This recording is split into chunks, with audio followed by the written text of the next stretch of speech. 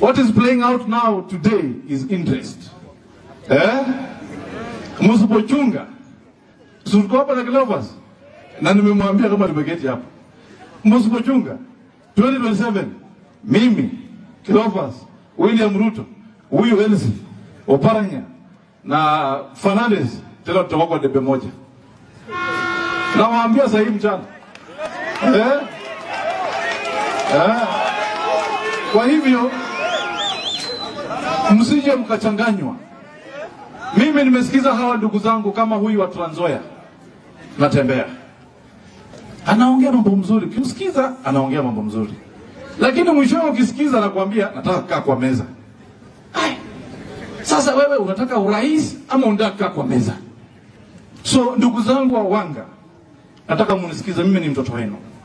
Hawa viongozi wote ambao wanatafuta viti Kenya hii 2027, mimi nitakuja hapa nisimame niseme kwa hii muda kidogo, kwa hii kazi rais alinipatia hapa Mumias Central Ward, mimi nimeandika watoto walimu 12 Mumias Central Ward. Hapa North Ward mimi nimeandika walimu hapo 9. Hapa Etenje Ward nimeandika hapo walimu 6. Musanda nimeandika walimu wangapi? 8. NYS hapa Central Ward nimeweka hapa watoto 45. Pale North Ward mimi niliweka hapo watoto 32. Etenje hapa nimeweka watoto 29. Msanda nikaweka watoto 29. 2027 mimi nitakuja hapa na scorecard yangu na report card yangu.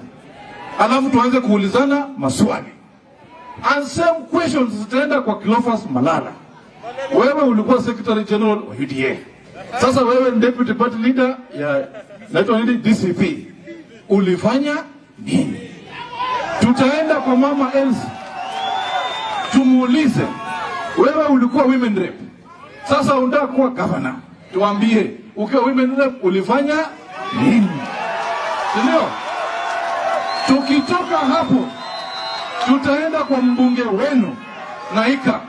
Tumuulize, umekuwa mbunge miaka 15? Umefanya nini? Tukitoka hapo tutaenda kwa gavana wenu Baraza. Tumuulize maswali.